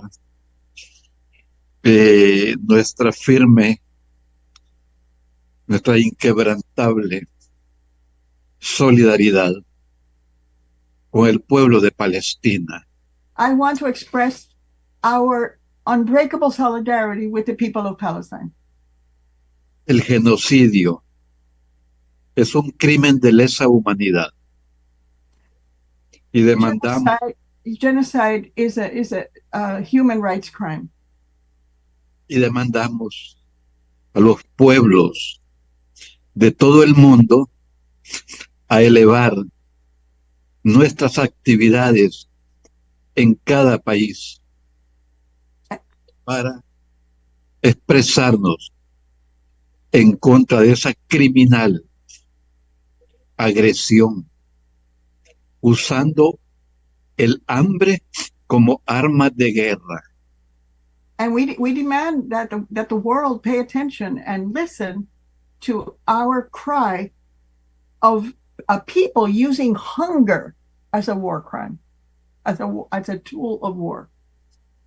Y en ese sentido, también expresar que perduren los ánimos de paz, que regrese la tranquilidad tan violenta, los momentos que estamos viviendo en diferentes partes del mundo, particularmente el Medio Oriente, la región sumamente compleja, convulsionada. Nuestro llamado a que en el planeta Tierra tenemos derecho a encontrar de veras la paz, la tranquilidad, pero también entendemos we demand the right to peace, to full peace. Que cesen las violaciones de esas políticas antipopulares en cualquier the violations of all these policies that are not popular. En cualquier lugar. Que cesen esos bombardeos indiscriminados. And all these bombings, indiscriminate bombings, must cease. ¿Acaso se puede concebir 20,000 niñas y niños masacrados en Palestina? 20,000 children, boys and girls, massacred in Palestine.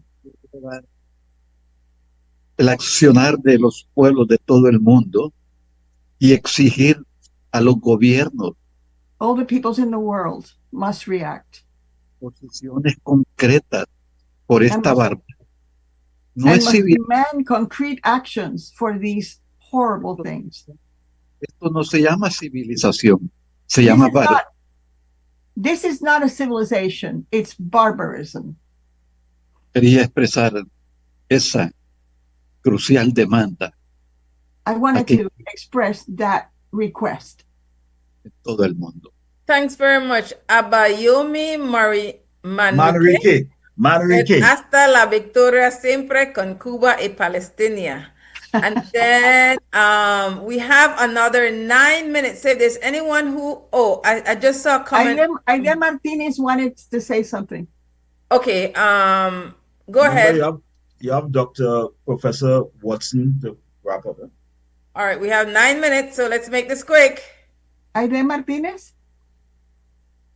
Oh, no. Ya expresé mis agradecimientos y el foro que estuvo muy informativo y I already expressed my gratefulness, my gratitude. y en solidaridad con todos los compañeros y compañeras que están en este foro y continuamos en la lucha.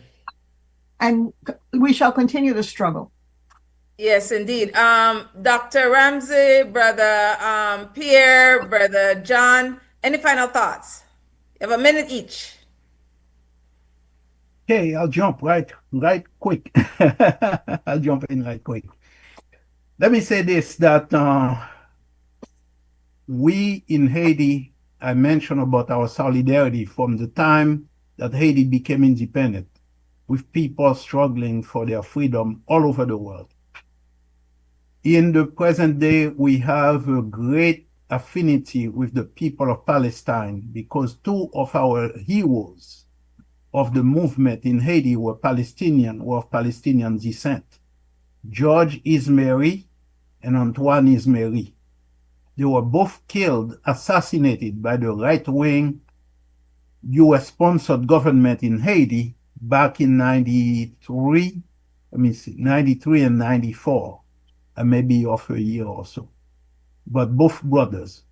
We also, in connecting the whole refugee, and when President Aristide was in office, one of the things that he, before the coup, that he really pushed for was the integration of Haiti and to push for CARICOM, the solidarity of all the Caribbean countries, including Latin America. And Africa.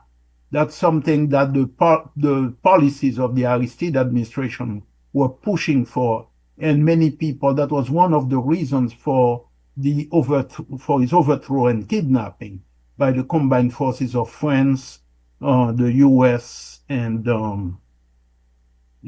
Canada involved as well.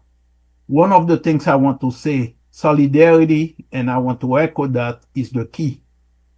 Connecting it with the refugee crisis, it is no accident that when you have a government of the people that's investing in people, just like the government of President Aristide, people who had been refugees under Duvalier, people who had been refugees under the military dictatorships that succeeded Duvalier, were actually coming back to Haiti during the time when President Aristide returned to Haiti from 94, and then till 10 years later, the coup took place. Refugees were returning home. I've had the chance to go to Cuba and to see how Haitians are being treated there. And when you contrast the treatment of formerly Haitian refugees in Cuba, you see it's a country that elevates human dignity and human rights, the rights of people, to a level where they treated our brothers and sisters from Haiti of Haitian descent living there are well treated and with dignity and respect, and not dehumanized because they look at them as beast of burden to be exploited.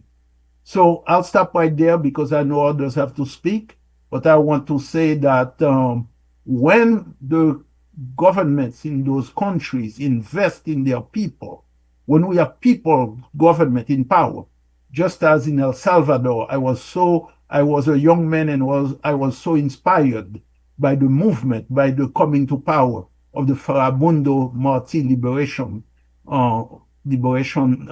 Farabundo Marti liberation movement. And we were so happy, and it inspired us and made us see that we too could get rid of Duvalier.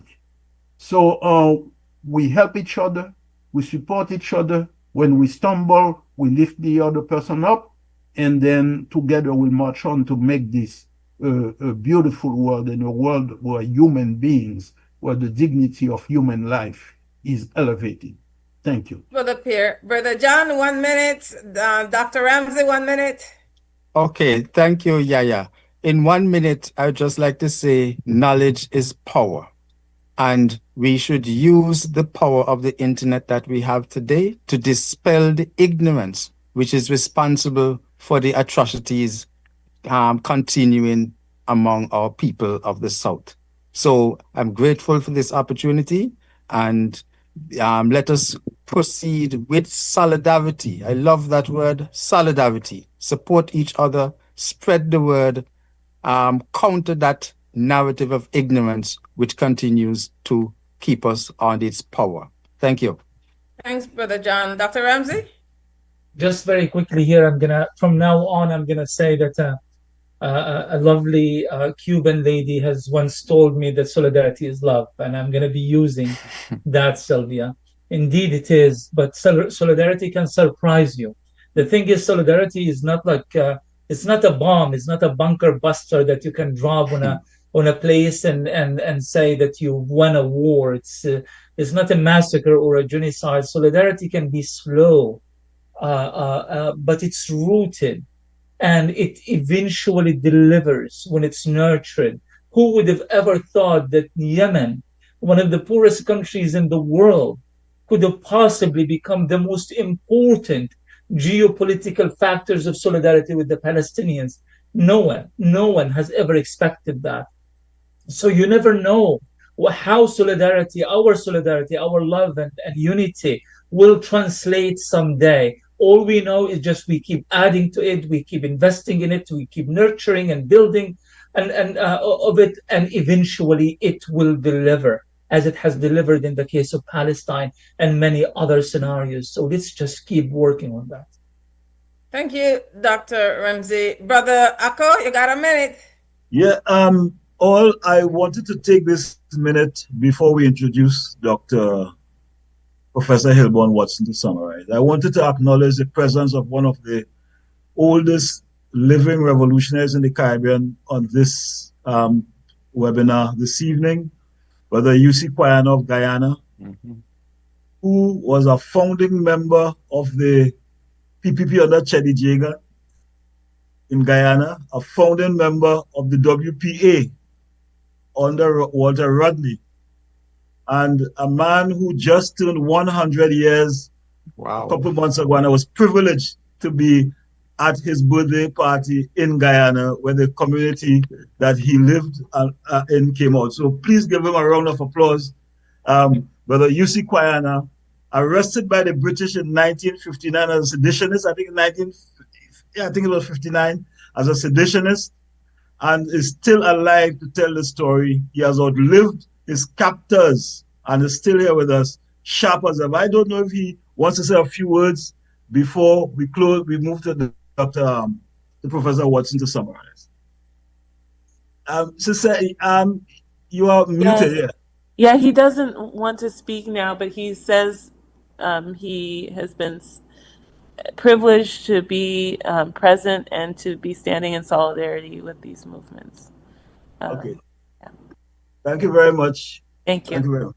So now I invite one of our legendary figures in the Caribbean again, Professor Hilborn Watson, Professor Emeritus in the Department of International Relations at Bucknell University, who formerly taught at Howard University. His areas of expertise are international relations, global restructuring, race, nation state, and the Caribbean. So he specializes in political economy, also international relations and political theory, and is a member of the Caribbean Studies Association for the last 35 years. Apologies for not citing that before. Apologies. Go ahead, brother. So I will now invite Professor Watson to summarize. Professor Watson.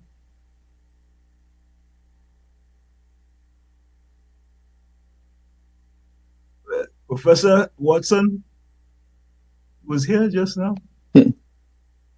Oh, yeah, here he is. Yeah, go ahead. Can you hear me? Okay. Yes, we hear you now. Yes, thank you. Okay, so this has been very fascinating. All of the contributions made by the contributors were insightful, quite imaginative, and kept me thinking as I was listening about the relationship between what I call the particular and the universal. In each country, the issues that have been talked about speak to what we might call the particular, but they are all connected to the broader global level. And that global space is part of what, if we go back to Gramsci, the idea of the emerging of the new on the grounds of the decaying that is not fully died, has not fully died, and the new that has not fully come into its own. So it's a very contradictory kind of process that we're witnessing, and often it seems so overwhelming as to defy providing a clear or let's say, intelligent account of what is happening before us. But I want to note here that in thinking about the particular and the universal or the general, that in our world today, which is the world organized around neoliberal global capitalism, which is profoundly rapine and profoundly destructive, human labor as we have known it becomes increasingly at risk, because the emphasis on the new technologies based on robotics, artificial intelligence, digitalization, and so on, show us clearly, if we are paying attention, that human labor as we have known it is becoming increasingly marginalized around the production of goods and services. Because today, a country like the People's Republic of China, with the largest single component of the global labor force, is investing in robots and other so-called brilliant technologies at a quicker pace than any other country in the world. So what is going to happen to masses and masses of people living in China? And you can extend this to the broader world.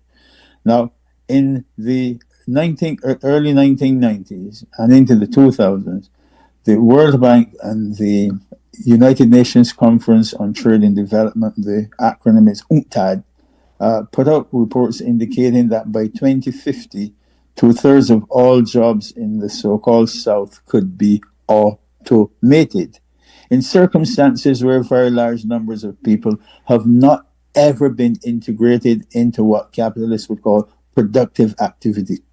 So the question there is, what that might the future look like? So when we look around at the various forms of crisis we see, whether it's in the Caribbean, in Haiti, the ethnic cleansing and fascist terror visited on Palestinian people in their own lands, under a grand myth that people call Israelis had a promised land and whatnot, all that in substantive terms is myth. It is not true. We've known that for that area of the world, over the past 3,500 years, large numbers of people we would consider Muslim today lived in those lands, and that the Israelis or the Hebrews and others occupied that area in only for 2 centuries out of 35 centuries. So they have no objective claim to any land in that particular sense. And that is why the brutalism associated with ethnic cleansing and fascist terror there in Palestine is so ably, openly supported by the West, because this Western area in particular, the core of it, was founded and came to the New World on the basis of what? The settler colonialism, the rapine order, the genocide. In the first 100 years, over 100 million people in what we might call the so-called New World were destroyed. And this is very comforting to them. This administration now operating in the United States is more perhaps openly hostile and brutal when it comes to the question of human needs than some of the others, but they're all of the same ilk. It is just different degrees of infamy, dehumanization, and brutalism. But if we put this in the context of what I call neoliberal global capitalism today, we have the making of what I call a transnational capitalist class forces that are arrayed against labor on a global scale. It is not surprising, therefore, to find that the techniques and the mechanisms that are being used are some of the most brutal you could imagine because of the growing need to dispose of human labor for production of goods and services. But there's the issue of innovation, and let me go outside of much of what we have talked to bring some perhaps a greater degree of clarity from my point of view around what we are saying. Innovation based upon new technologies is not the enemy of humans. It's not the enemy of labor. The problem is that capitalism is not organized to meet socially determined human needs, and therefore the new technologies are put to work not to address our needs as humans, but to increase the rate of profit for a handful. Now you have today in the United States about the top 20% own and control the wealth and resources of up to about 80% of everything, which means that 80% of humans are forced to fight over what? About 20%, 10 to 20%. How does that work in a system based on production for profit? It is characteristically antisocial, it is characteristically brutal, but has learned a language of democracy and freedom and rights and equality, which are all subsumed under the right of capital to exploit labor. How do you then make a claim for all the freedom, the justice, the equality, and so forth that we are said to have or that we believe we have, when in fact it presupposes the right of the majority to be subordinated by a minority? In the era of global neoliberal capitalism, then, we look around the world and what are some of the features we see? Some of which came out in the presentations, and others, of course, were not addressed because of time constraints and so forth. But it is clear that the majority of global humanity today faces a deep crisis, with 70% of all people living increasingly under repressive regimes.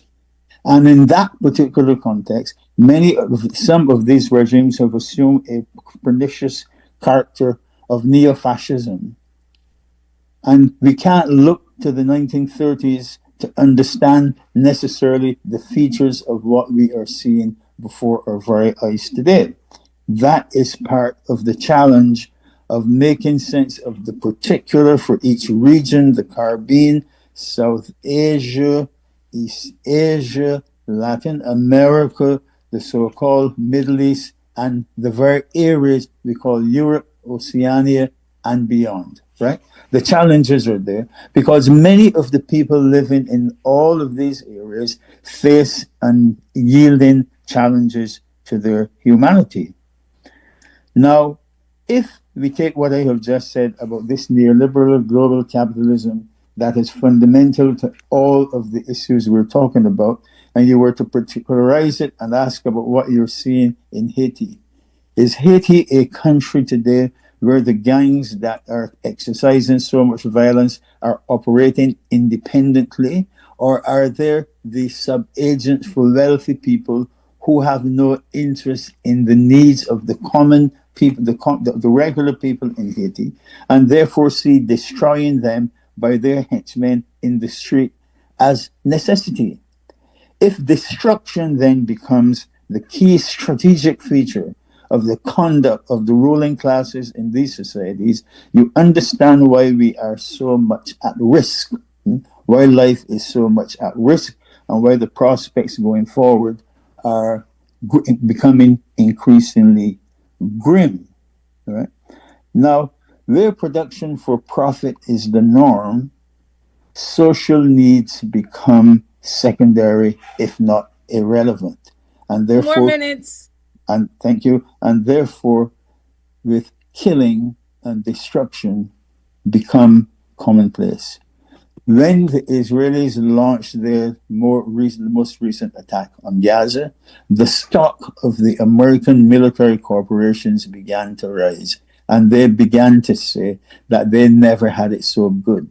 What is the so good they're talking about? Destruction of humanity. That's central, regardless of the part of the world we are in today.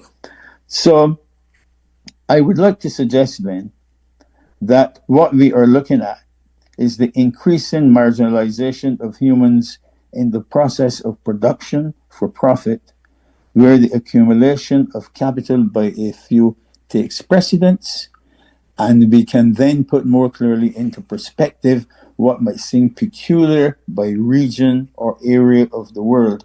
But upon closer examination, all of these factors, all of these circumstances, all of these forces, all of these human issues are deeply connected and transnationally integrated. And I think this is useful to trying to think through more critically about much of what we are seeing, the form this takes, and why the brutalism is what it is today as we go forward. Thank you. Much, Professor Hilburn Watson, for that analysis of the reasoning today. Thanks everyone who showed up. We're way over time, but that's my fault for not managing the time well. Before we go, I would just ask if anybody wants sharing that chant with me. For me, could just left on high vibration. So from working in with the Zapatista territory, I know this one. La lucha sigue, sigue. Come on, here, Sigue. Come on, Miss Sister Sylvia. La lucha sigue, sigue. La lucha sigue. From the river to the sea. From the river to the sea. And then solidarity forever. Solidarity forever. Only the people will save the people. Only the people, venceremos. Thanks everybody for showing up and for participating. The show will repeat at 7:30 Belize time on XTV. You could go to XTV Belize YouTube, XTV Belize Facebook. Sister Christy Flowers, our technical director at XTV. Thank you so much for taking time out this afternoon to ensure that XTV was able to broadcast this absolutely meaningful people-to-people engagement. This is what solidarity feels like. Now that we know solidarity means love, Sister Sylvia. Thank you. Thank you. Have the rest of a good day. Thank you. Dr. Baroud, good to see you again. Thank you. Okay. Good to see you too. Take care, everyone. Thank you so much. Thank you very much. Okay. Wonderful.